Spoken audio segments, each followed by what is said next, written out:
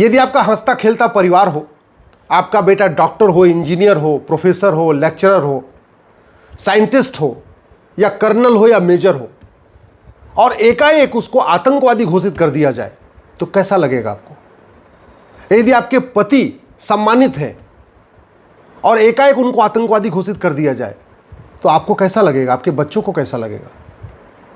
लेकिन ये हुआ है भारत में, और कई बार हुआ है। और क्यों हो रहा है? क्योंकि हमारा कानून घटिया है, न्यायिक व्यवस्था सड़ चुकी है। कर्नल पुरोहित, जिनको झूठा आतंकवादी घोषित किया गया, आज की डेट में अगर नौकरी कर रहे होते तो ब्रिगेडियर होते। मेजर रमेश उपाध्याय, जिन्हें आतंकवादी घोषित कर दिया गया था मालेगांव बम ब्लास्ट में, आज की डेट में अगर नौकरी कर रहे होते तो वो लेफ्टिनेंट जनरल होते। लेकिन 17 साल लग गए उनको अपने आप को निर्दोष साबित करने में। ऐसी सड़ी हुई न्यायिक व्यवस्था है कि झूठा आरोप लगने के बाद उनको निर्दोष साबित करने में 17 साल लग गए।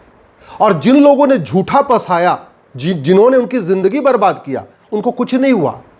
जिन लोगों ने साध्वी प्रज्ञा को, कर्नल पुरोहित को, मेजर रमेश उपाध्याय को और बाकी लोगों को रात रात भर नंगा करके मारा, तड़पा तड़पा के मारा, उल्टी सीधी गालियां दी, उनको कुछ हुआ क्या? कुछ नहीं हुआ। यह है भारत की पुलिस व्यवस्था, यह है भारत की प्रशासनिक व्यवस्था, और यह है भारत की न्यायिक व्यवस्था। आप भगवा आतंकवाद शब्द तो सुशील शिंदे ने दिया था, लेकिन भगवा आतंकवाद शब्द की नींव शरद पवार ने रखा था, 2008 में रखा था। जैसे मालेगांव में बम ब्लास्ट 2008 में हुआ, सिमिलर बम ब्लास्ट 2006 में भी हुआ था। और जब 2006 में बम ब्लास्ट हुआ था, उस समय एटीएस ने जांच किया था, तो पता चला था वो बम ब्लास्ट लश्कर तोयबा ने सिमी के सहयोग से किया था। एकदम उसी तरीके का बम ब्लास्ट 2008 में हुआ, और नवरात्र के एक दिन पहले हुआ। रमजान का महीना भी चल रहा था और अगले दिन नवरात्र शुरू होने वाला था। उस समय ये बम ब्लास्ट हुआ 28 सितंबर 2008 को, और इसको भगवा आतंकवाद घोषित कर दिया गया। और घोषित करवाना कोई और नहीं, सुशील शिंदे नहीं, ये भगवा आतंकवाद की जो फाउंडेशन रखी थी, शरद पवार ने रखी थी। हुआ ये कि जैसे ही 28 सितंबर 2008 को ये बम ब्लास्ट हुआ, उसके एक सप्ताह के बाद 5 से 6 अक्टूबर को एनसीपी का अधिवेशन था मुंबई के अलीबाग में। उनका राष्ट्रीय अधिवेशन था, सारे नेता आए हुए थे देश भर के, उनके सारे कार्यकर्ता, जितने पदाधिकारी आए थे। उसके समापन भाषण में शरद पवार ने वहीं खुलेआम कहा था कि जब जब कोई आतंकवाद होता है, आतंकवाद की घटना होती है, आप लोग हमेशा सिमी के पीछे क्यों पड़ जाते हैं, मुस्लिम संगठनों के पीछे क्यों पड़ जाते हैं, आप बजरंग दल के पीछे और हिंदू संगठनों के पीछे क्यों नहीं पड़ते। और ये बात कही थी उस समय के गृह मंत्री आर पाटिल के बगल में, वहीं आर पाटिल भी थे, चूंकि आर पाटिल जो महाराष्ट्र के गृह मंत्री थे वो शरद पवार की पार्टी के थे। चूंकि उनको अपनी सीट बचानी थी, पार्टी अध्यक्ष खुलेआम कह रहा है कि हमेशा तुम लोग मुस्लिमों के पीछे क्यों पड़ते हो, बजरंग दल के पीछे क्यों नहीं पड़ते, हिंदू संगठनों के पीछे नहीं पड़ते। तो अपने पार्टी आलाकमान यानी शरद पवार को खुश करने के लिए ये पूरी की पूरी जो जांच थी, इसको बदल दिया उस समय के गृह मंत्री आर पाटिल ने। हम लोग तो बार बार सुशील शिंदे को कहते हैं, हाँ सुशील शिंदे ने बोला भगवा आतंकवाद, लेकिन वो भी खुद नहीं बोला, उनसे कहलवाया गया, वो भी पार्टी अध्यक्ष के कहने पे किए। जैसे मुंबई में मालेगांव बम ब्लास्ट की जांच बदली थी आर पाटिल ने शरद पवार को खुश करने के लिए, वैसे ही भगवा आतंकवाद शब्द उपयोग किया था शिंदे ने सोनिया गांधी को खुश करने के लिए। लेकिन न आर पाटिल का कुछ हुआ, न शरद पवार का कुछ हुआ, न शिंदे का कुछ हुआ, न सोनिया का कुछ हुआ। हाँ, ये बेचारे 12 में से 7 लोग 17 साल तक लड़ते रहे, बेइज्जती झेलते रहे, अपना पैसा उन्होंने बर्बाद किया, पूरा कैरियर खराब किया, सब कुछ कर दिया। और क्यों किया? क्योंकि वो राष्ट्रहित के लिए काम कर रहे थे। आप खुद सोचिए, साध्वी प्रज्ञा जिन्होंने अपना सब कुछ छोड़ दिया, घर परिवार छोड़ दिया, शादी विवाह नहीं किया, परिवार नहीं बसाया, साध्वी हो गई, उनको आतंकवादी घोषित कर दिया। कई इसमें टारगेट थे। एक टारगेट था सारे भगवाधारियों को बदनाम करना, साधुओं को बदनाम करना, हिंदुओं को बदनाम करना, हमारे सेना को बदनाम करना कि सेना में भी कर्नल पुरोहित और मेजर रमेश उपाध्याय जैसे लोग आतंकवादी होते हैं, हमारी सेना को बदनाम करना। एक ही तीर से कई निशाना साधा। और ये निशाना क्यों साधा? क्योंकि हमारा कानून घटिया है, हमारी न्यायिक व्यवस्था सड़ी हुई है। मैं आप लोगों से कहता हूँ, आवाज़ उठाइए। आज नहीं तो कल आपका भी बच्चा कोई सेना में होगा, कहीं कहीं होगा, हो सकता है कल को उसको भी झूठा फंसा दिया जाए। अगर आप आवाज़ नहीं उठाएंगे, आज घटिया नियम कानूनों को बदलने की मांग नहीं करेंगे, तो कल आपके भी परिवार के, आपके भी रिश्तेदार को झूठे केस में फंसाया जा सकता है। और ये कानून इतना घटिया है इसीलिए आज की डेट में जो लोग राष्ट्रहित के लिए काम करते हैं, समाज के लिए काम करते हैं, देश के लिए काम करते हैं, वो भयभीत रहते हैं। पता नहीं कौन सी सरकार, कौन सी पार्टी कब झूठा केस करवा दे। हो सकता है झूठा बलात्कार का केस करवा दे। हमसे मथुरा वृंदावन के बहुत सारे कथावाचक हमसे एक बार बैठक हो रही तो उन्होंने कहा कि साहब हम लोग तो देश के लिए बोलना चाहते हैं, लेकिन डर लगता है कल को कोई आएगा आश्रम में और कह देगा जी हमारे साथ तो छेड़छाड़ हो गई, बलात्कार हो गई, हमारी तो पूरी जिंदगी भर की हमारी तपस्या बर्बाद हो जाएगी। साधुओं के मन में, कथावाचकों के मन में ये भय बना हुआ है। और क्यों? क्योंकि झूठा बलात्कार का केस दर्ज कराना, झूठा केस लिखवाना, झूठी शिकायत करना ये कोई अपराध नहीं है।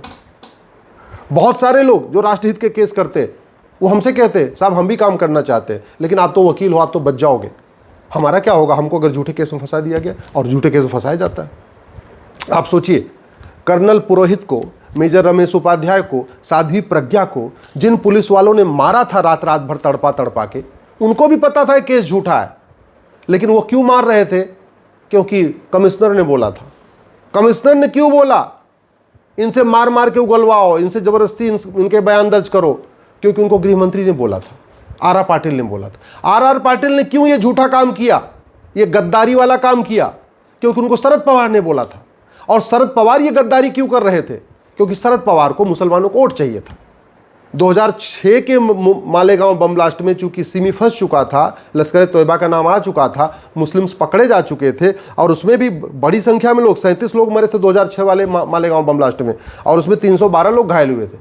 तो इसलिए पूरी एक नई कहानी देनी थी कि 2006 वाला तो चलो ठीक है सिमी ने किया, 2008 वाला ये हिंदुओं ने किया, ये पूरी कहानी गढ़नी थी।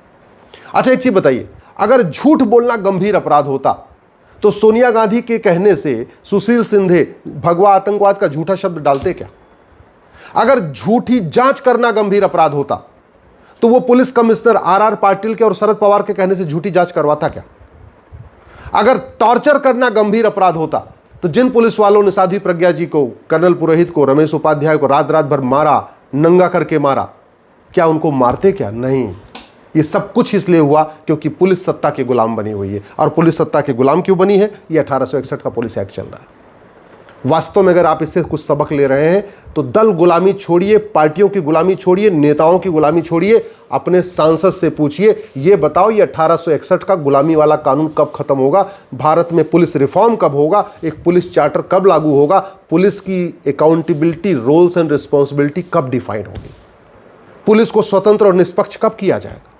अगर वास्तव में आप इस घटना से दुखी हैं, आपको लगता है कि जो कर्नल पुरोहित के साथ हुआ, मेजर रमेश उपाध्याय के साथ, आपके बच्चों के साथ ना हो, आपके किसी रिश्तेदार के साथ ना हो, अगर आप चाहते हैं कि जो साध्वी प्रज्ञा के साथ हुआ कल को आपकी किसी बेटी के साथ ना हो, आपकी पत्नी के साथ ना हो, किसी और आपके रिश्तेदार के साथ ना हो, तो खुल के आवाज़ उठाइए और कहिए कि भैया ये भारतीय न्याय संहिता हटाइए, उसके बदले अमेरिका का फेडरल पिनल कोड लागू करिए, one nation one penal code लागू करिए, और इसमें झूठ बोलने को गंभीर अपराध घोषित करिए। 17 साल इनका मुकदमा इसलिए चला है क्योंकि पुलिस लगातार वहां झूठे गवाह पेश करती रही, और झूठे गवाह इसलिए झूठी गवाही देते रहे क्योंकि झूठी गवाही देना गंभीर अपराध नहीं। अगर एक कानून बन जाए कि झूठी शिकायत करना गंभीर अपराध है, पकड़े जाने पे 10 से 20 साल की सजा होगी, झूठी शिकायत करने लिखने से पहले लोगों के हाथ कांपेंगे। अगर कानून बन जाए कि झूठा एफआईआर दर्ज करना गंभीर अपराध होगा, और जो झूठा एफआईआर दर्ज करेगा कांस्टेबल, उसके 10 से 20 साल सजा होगी, झूठा एफआईआर दर्ज करने के पहले उसके हाथ कांपेंगे, उसको कोई 5 लाख रुपए देगा तब भी झूठा एफआईआर दर्ज नहीं करेगा। अगर ये कानून बन जाए कि झूठी जांच करना देशद्रोह है, झूठी जांच करना देश के साथ गद्दारी है, झूठी जांच करने पे 10 से 20 साल सजा होगी, और झूठ पकड़ने के लिए नार्को पॉलीग्राफ ब्रेन मैपिंग कानून बना दिया जाए, तो चाहे वो सब इंस्पेक्टर हो, चाहे इंस्पेक्टर हो, चाहे हवलदार हो, चाहे वो थानेदार हो, चाहे वो डिप्टी एसपी हो, चाहे वो कमिश्नर हो, झूठी जांच करने के पहले उसके हाथ कांपेंगे। अगर झूठी गवाही को गंभीर अपराध घोषित कर दिया जाए, और जब भी कोई गवाही देने आए उसको पहले बता दिया जाए कि गवाही सच सच देना, अगर झूठ की गवाही दिए और narco polygraph brain mapping test करके तुम्हारी झूठी गवाही पकड़ी गई, तुम्हें 10 से 20 साल सजा होगी। अरे 2-4 लाख तो छोड़िए, भाई भाई के लिए झूठी गवाही नहीं देगा, पिता अपने पुत्र के लिए झूठी गवाही नहीं देगा, पत्नी अपने पति के लिए झूठी गवाही नहीं देगी। सब कुछ बदला जा सकता है, लेकिन वो तब बदलेगा जब कानून बदलेगा। दुनिया के कई देशों में झूठ बोलने पे, झूठी शिकायत करने पे, झूठी जांच करने पे, झूठी गवाही देने पे 10 से 20 साल की सजा है, ये भारत में क्यों नहीं बन रहा? किसको बचाया जा रहा है? नेताओं को बचाया जा रहा है कि नौकरशाहों को बचाया जा रहा है? आम जनता पिस रही है इस झूठी शिकायत, झूठी जांच, झूठी गवाही के कारण। केवल नेता और नौकरशाह अपनी दुकान चलाने के लिए घटिया कानूनों को कंटिन्यू किए हुए। आवाज उठाइए, दल गुलामी छोड़िए। कल को आपके बच्चों को भी देशद्रोही घोषित कर दिया जाएगा, आतंकवाद घोषित कर दिया जाएगा, आपको भी 17 साल लग जाएंगे बेगुनाह साबित करने में। इसलिए मैं जो कह रहा हूं कानून, इन कानूनों को बदलने की मांग करिए। आखिर शिंदे का था कुछ नहीं हुआ, क्यों? क्योंकि भगवा आतंकवाद कहना फ्रीडम ऑफ स्पीच है। शिंदे को पकड़ के नार्को पॉलीग्राफ ब्रेन मैपिंग कानून करे तो सीधे सीधे सोनिया गांधी का नाम लेगा, लेकिन ऐसा हमारे पास कानून ही नहीं है, हमारे पास ऐसा कुछ है ही नहीं है। इसलिए मैं कहता हूं, भारत को अगर आप चाहते हैं कि भारत सुरक्षित रहे, आपकी आने वाली पीढ़ियां सुरक्षित रहे, तो यूनिफॉर्म पिनल कोड लागू करने की मांग करिए, यूनिफॉर्म पुलिस कोड लागू करने की मांग करिए, यूनिफॉर्म जुडिशियल कोड लागू करने की मांग करिए, यूनिफॉर्म सिटीजनशिप कोड लागू करने की मांग करिए, और जस्टिस विद इन ईयर लागू करने की मांग करिए। कि अगर एक बार झूठी शिकायत हो भी जाए, झूठी जांच हो भी जाए, तो कम से कम साल भर के अंदर दूध का दूध, पानी का पानी हो जाए। और ये हो सकता है, 100% हो सकता है, मैं गारंटी के साथ कहता हूं, लेकिन नियम कानूनों को बदलना पड़ेगा। मुख्यमंत्री बदलने से, सरकार बदलने से, सांसद विधायक बदलने से, गृह मंत्री बदलने से व्यवस्था में कोई परिवर्तन नहीं आएगा। व्यवस्था तब बदलेगी जब कानून बदलेगा। कानून बदले बिना ऐसे एज इट इज चलता रहेगा। कल को फिर कोई भगवा आतंकवाद बोलेगा, कल को फिर किसी कर्नल को आतंकवादी घोषित किया जाएगा, कल को फिर किसी मेजर को। और ये भी हो सकता है, ये जो झूठ शिकायत, झूठी जांच, झूठी गवाही, इसके चक्कर में किस दिन आपका परिवार भी पड़ सकता है। इसलिए मैं कहता हूं, भारत को बचाना चाहते हैं, समाज को बचाना चाहते हैं, अपने परिवार को बचाना चाहते हैं, देश को सुरक्षित बचाना चाहते हैं, तो भारत में जस्टिस विद इन ईयर लागू करने की मांग करिए।